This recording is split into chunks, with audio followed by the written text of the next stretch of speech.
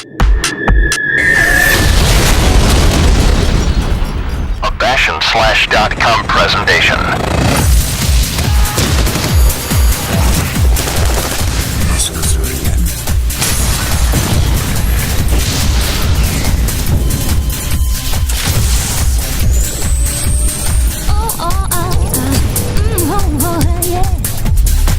Welcome to Bash.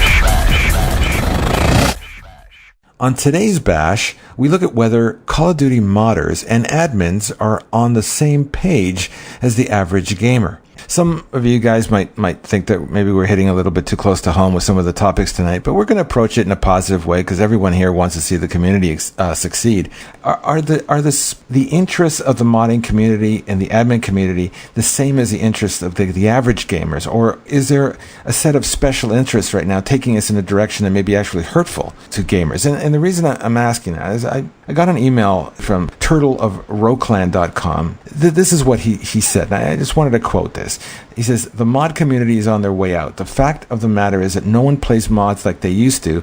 There are two major reasons for this. Games now have included a ranking system that they are not allowing to mod, and they are releasing titles every year. The majority of gamers and clans are trying to adapt to the changes so that they can survive, but the modders and people who resell servers are making it much harder with all the negative crusades that we hear in public forums. We try to promote the games that allow us to have our own servers to admin and recruit on, so obviously there is a conflict between the two sides."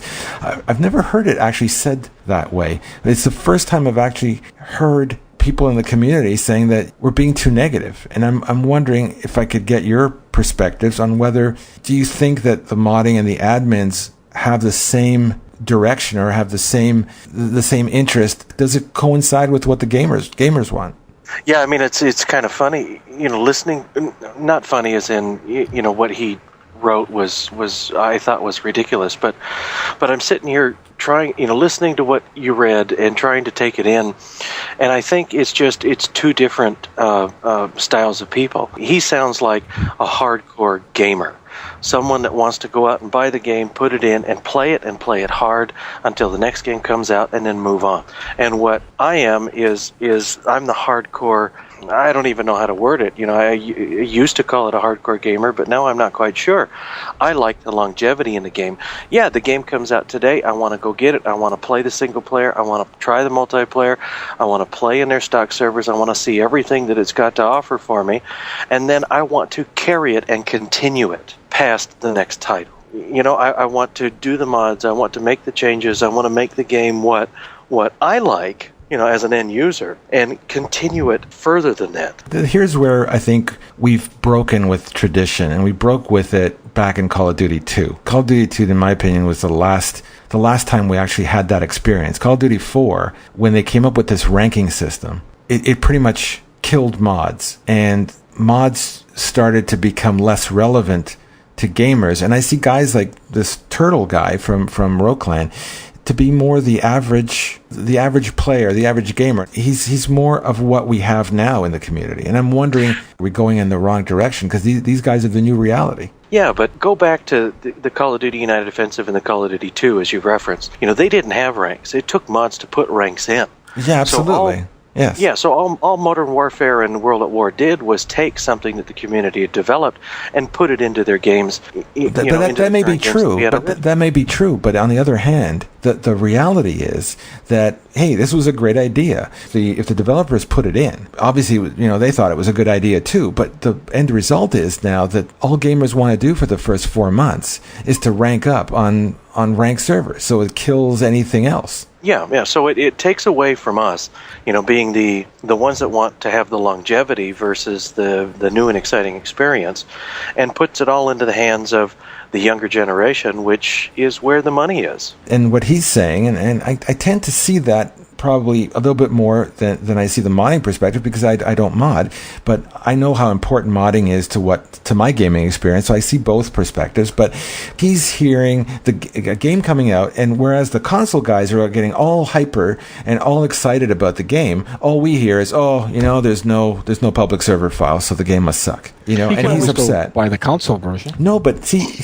does. But he doesn't. I'm joking. No, I understand. I got it. The hate mail. No, I got it. But the thing is, you can see it from his perspective. He's trying to attract people into his clan. And he's going to be spending X amount of dollars to try to get a server up. And he can't get anybody in there because everybody thinks the game's going to suck because it doesn't have public server files. So what you're saying is that just like how we're vocal against the developers because we don't feel the developers are going in the right direction, he's upset with us, and I'll say FPS admin and the extreme mod people, or I shouldn't say modders. Just with you, though, actually. Just with you.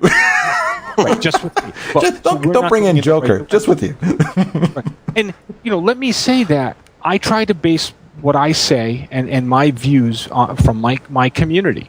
And I think the issue that with people like Turtle, and we shouldn't single him out, but other people, is that if they feel very strongly about it, they need to raise their voices in a way to try to see his point of view. Just like what we try to do is we try to convince the developers that, hey, we want this, we want longevity, where they're out to try to release a game every year because they're monetizing that game. We're not monetizing the game. We've spent the money on the game, and we're trying to keep that game as long as possible. True. Yeah. And I think I can see where Jack's coming from with he's going to spend money to get these servers up and running, and he wants to attract more people into his group, more fun into his clan, and of course more donations into his clan to cover those costs.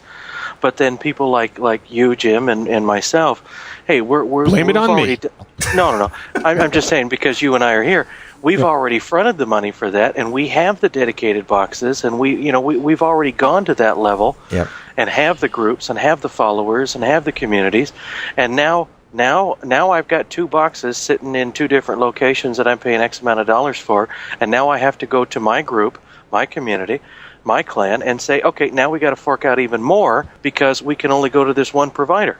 See, as a gamer, I like to get on and I like to game with a lot of people in a server, and the more options there are out there, and this is kind of, it doesn't make sense to say this in some ways, because what we want a lot of times is variety. But in the end, if there's only a finite number of people playing and there's an infinite number of variations to a game, then all you get is a totally different experience. Forget about even trying to populate a server, but you just get totally different experience. And I remember in Call of Duty, I was an extreme mod fanatic. I love that version of the game, but it seemed like with all the different mods that were out there, every time I go into a different server, the game would play completely different. So all the skills that I just learned in Joker's server was completely useless when I went to the next server and they were playing a totally different game. And that was irritating as all hell. Okay? Oh, yeah. And it made a terrible experience. Well, I think it makes more of I understand that frustration, especially when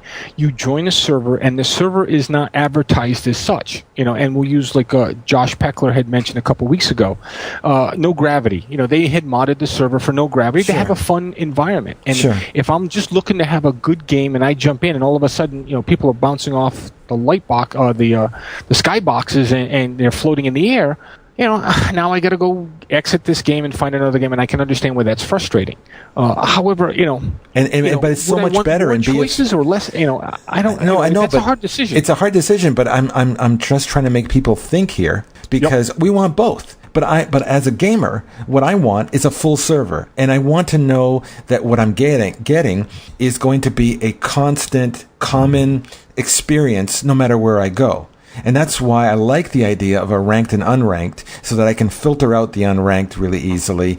Right now, that's one issue that I have, of course, as I said. That's one issue that's just particularly near and dear to me. Where Turtle's coming in is he's saying, look, I'm just trying to run a clan here, and you guys are just like crapping all over the game before it's even announced, and you're crapping over it on an issue that has absolutely no importance to him. So that's why I'm trying to talk. I'm just trying to say, are these issues so different that we're going at cross purposes, or do these issues somehow converge down the line?